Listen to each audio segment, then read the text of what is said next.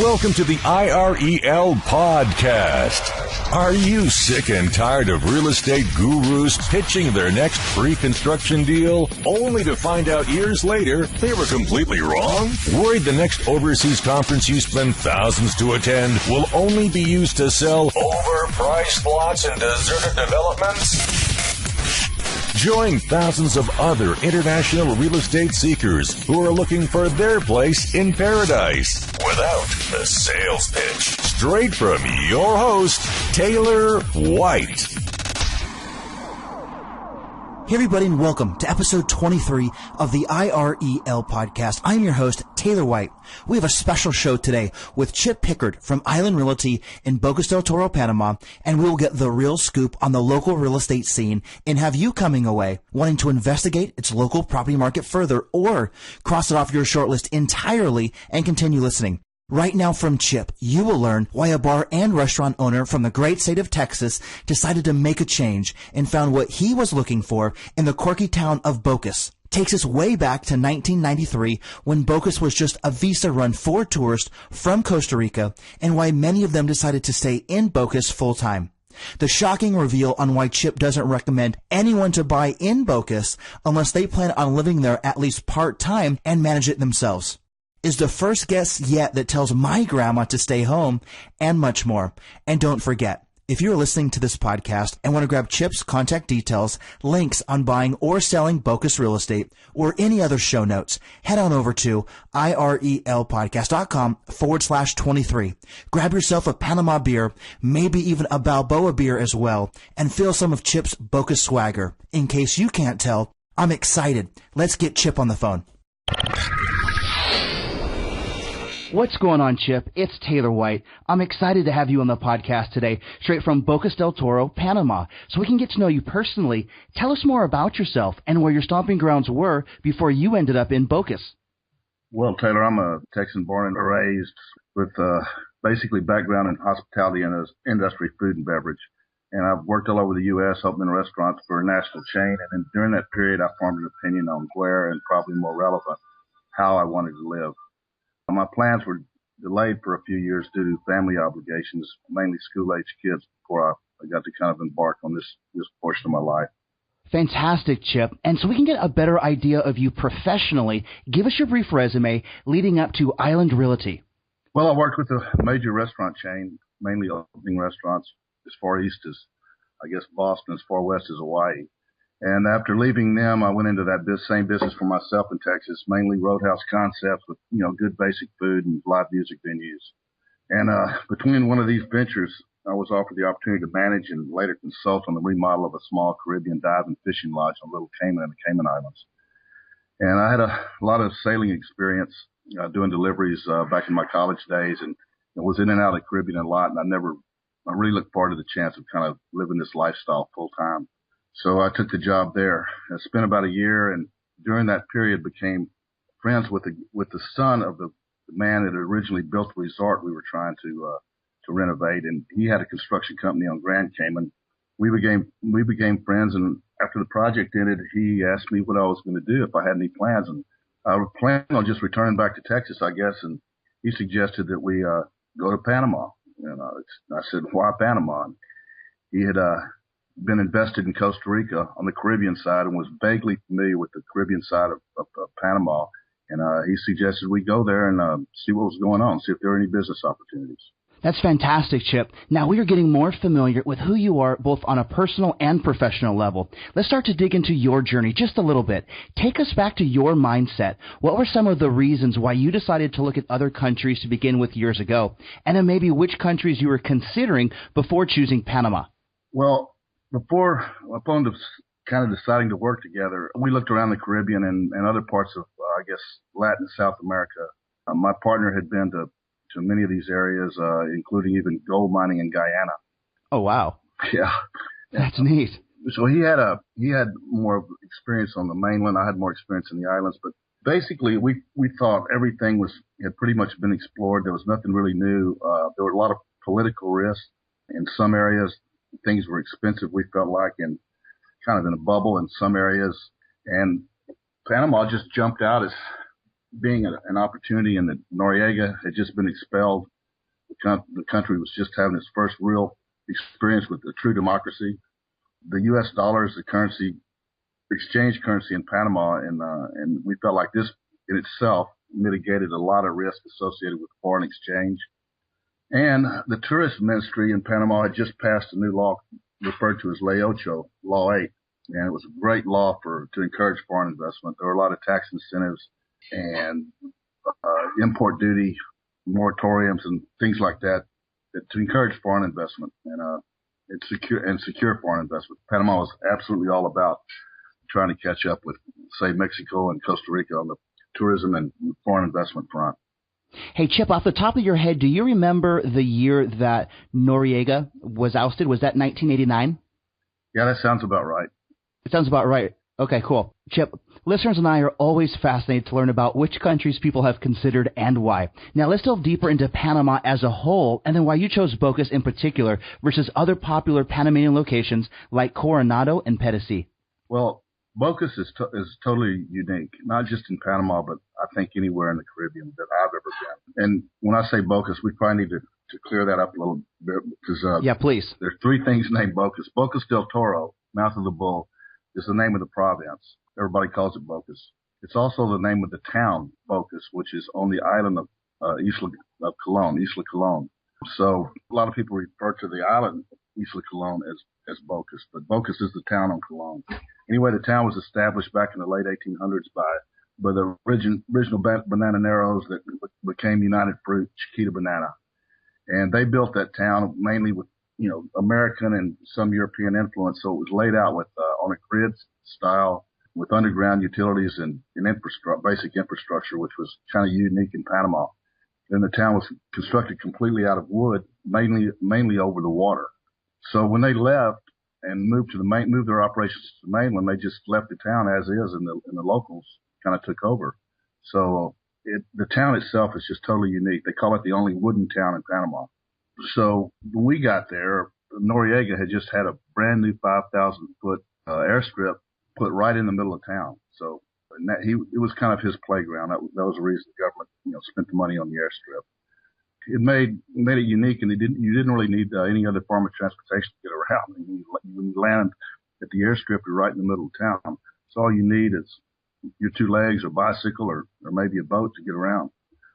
And then Bocas, as opposed to the Pacific side, we have an 18-foot tidal range on the Pacific coast, which and that's twice a day, which causes a lot of problems for mariners. Bocas only has a 16-inch tidal range.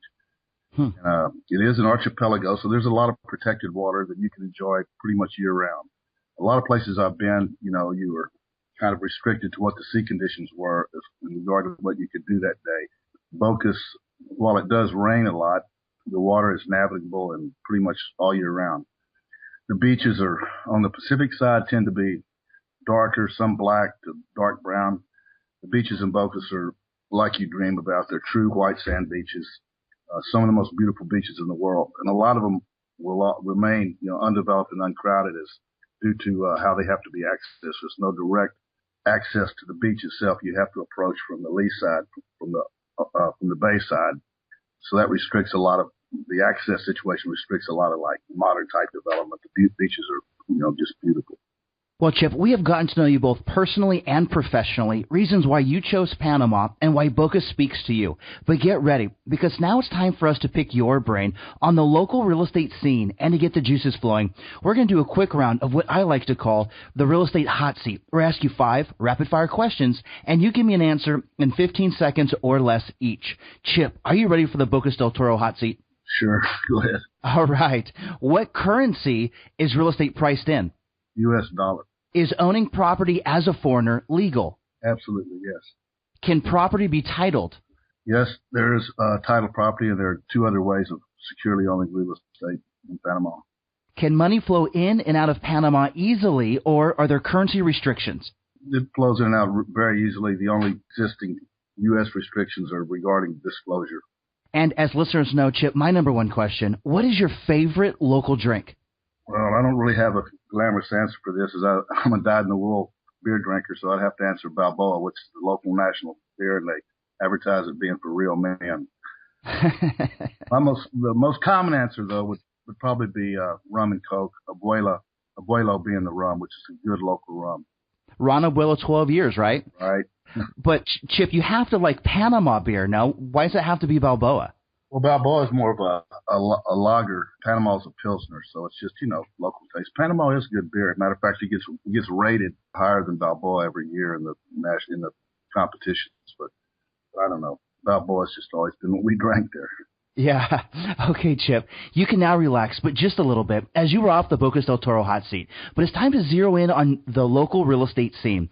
Give us your brief synopsis on the Bocas real estate market over the last few years, where it is today, and then where you see it heading for the next few years. Okay, we got there in late '93, and there was absolutely nothing going on. I was one of the only gringos in town.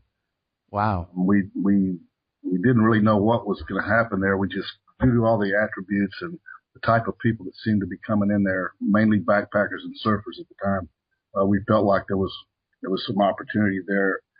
So I guess originally we got involved in tourist-oriented activities just to make, put some meat on the table. And most of the tourism was kind of temporary, accidental tourism, I used to call it, where people overstayed their visas in Costa Rica, and the quickest place to get your visa renewed was come across the bar and spend 3 days in Bocas and then go back. Right. Got a lot of that, but these people ended up liking Bocas better than they liked their experiences in Costa Rica and ended up staying. So the first real estate boom didn't come around until, I would say, the mid to late 90s, and most of that was an offshoot from the dot-com boom in the U.S., it seemed like. There were a lot of young kids, adventurous kids, surfers, that sort of people with money they'd made in that market, and they were coming and just throwing it around and abandoned it. Really inflated prices very fast. I think probably during that period, real estate doubled or tripled till that dot-com bust came along. Then it slowed down for a little bit, and then we got baby boomers that were investing as a result of their equity in housing back during the housing boom before 2007.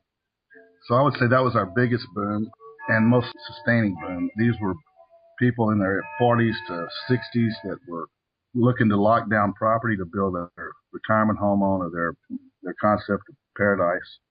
And what happened is after the 2007 boom, a lot of these people never made it back. They got trapped financially in the U.S. And so I think this is the biggest area of kind of opportunity in Bocas. There's a lot of property on the market that people are just not going to be able to benefit from, and now it's for sale, and in some cases you can get it for less than they paid for it. They're flexible. A lot of the sellers are flexible, and many are even willing to finance to qualified buyers. Well, Chip, you have us sold on Panama as a country, Bocas as a location, and then a real estate outlook within the near future. Of course, you don't have a crystal ball. I sure as heck don't. No one does. But that is why I think it's so vitally important to get on-the-ground insight from local real estate professionals.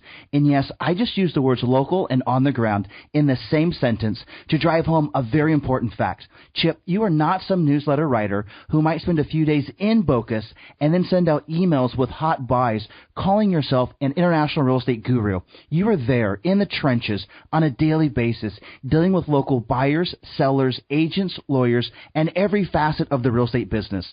Chip, break this down even further for us. Pretend you are Google Maps or Google Street View. What streets, neighborhoods, or parts of the city are we talking about in Bocas?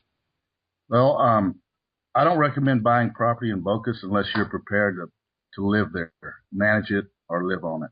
This is a different situation from a lot of real estate opportunities that I've seen, or markets that I've seen in other parts of Panama, maybe due to its location, being an island, being in the Caribbean. So you have to be careful about what you do there. Not that there's not a lot of opportunity, there is, but you have to be there to manage it. Right.